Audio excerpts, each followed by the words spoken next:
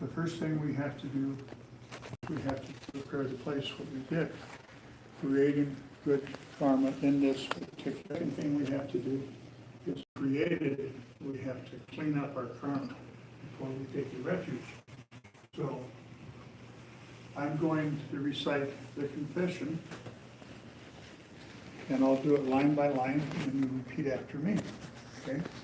All the evil karma created by me since of old, all the evil karma created by me since of old, on account of greed, anger, and folly, on account of greed, anger, and folly, which have no beginning, born of my body, mouth, and mind, of my body, mouth, and mind. I now make full open confession of it. I now make full open confession of it.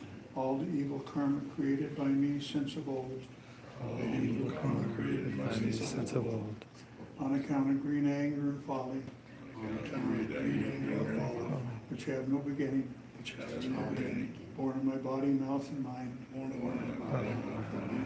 now make full open confession of it. I now make full open confession of For it. the last time. For the last All of my evil karma created by me since of old, all the evil karma created by me since of old, on account of greed, anger, and folly, on account of greed, anger, and folly, which have no beginning, which has no beginning, born of my body, mouth, and mind, born of my body, mouth, and mind. I now make full open confession of it. I now make full open confession of it.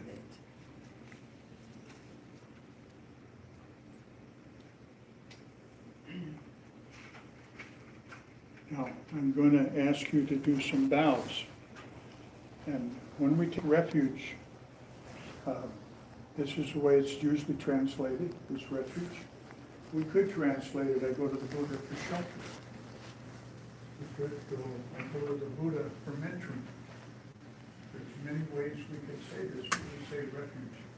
A refuge is a place that's a relatively safe place out of the storm. So we will do the 3 refuges. We'll do it 3 times. A long time ago, somebody came in and they said, well, now why are you doing that 3 times? Why don't you just do it once? And the answer is very simple, because it's a ceremony. And if we do it once, well, there's nothing wrong with doing it once. When we do it 3 times, we should be really thinking about what we're saying. So if you'll repeat after me, I go to the Buddha for refuge. I go to the Buddha for refuge. I go to the Dharma for refuge. I go to the Dharma for refuge. I go to the Sangha for refuge. I go to the Sangha for refuge.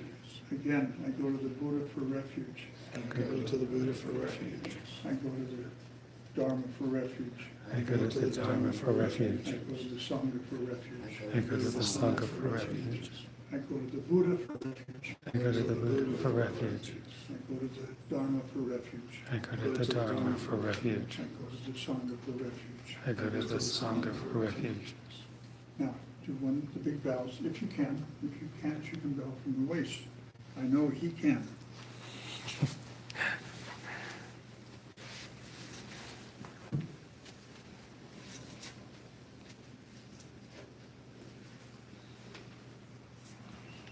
I'm going to ask you if you'll keep the 5 precepts. The 5 precepts were given to the Buddha, to the lay people.